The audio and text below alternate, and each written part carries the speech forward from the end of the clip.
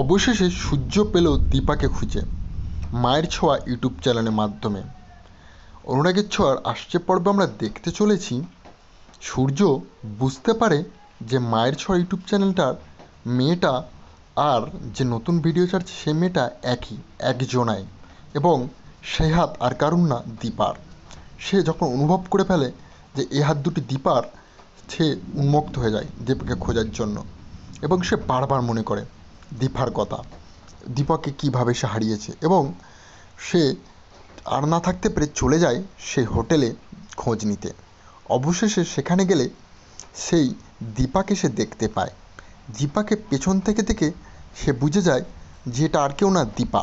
দীপার কাছে গিয়ে যখন তাকে ডাকে এবং সামনে থেকে দীপা দেখতে পায়, সে দীপাকে দেখে হাউমাউ করে কাঁদতে থাকে এবং বলে, তুমি এখানে কীভাবে এলে? তুমি এত দূর আসলেই বা কীভাবে? হ্যাঁ দীপা, এবং দীপা তুমি বেঁচে আছো, এটাই তো দেখে আমি অবাক হচ্ছি। তখন দীপা সূর্যকে জড়িয়ে ধরে বলে, সোনা রূপা কোথায়, এবং তুমি বা এখানে কবে এলে? আমি তো কোনোদিন ভাবিনি তোমাদের সাথে দেখা হবে এখানে। হ্যাঁ, এবং সূর্য বলে, সোনা তো আমার কাছে, কিন্তু রূপাকে আমি জানি না। আমি জানতাম তুমি নেই আর, যার কারণে আমি তোমাকে খোঁজার চেষ্টা করলে পারিনি, কিন্তু এই হাত দেখে আমি বুঝতে পেরেছিলাম এটা আর কারুর হাত নয়, তোমারই। ওই জন্য ছুটে চলে এসেছি আমি এখানে। এবং তারা একে অপরকে জড়িয়ে ধরে কাঁদতে থাকে।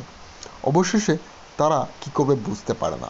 তাহলে কি তারা রূপাকে খুঁজে পাবে নাকি পাবে না? বন্ধুরা কমেন্টে জানাবেন।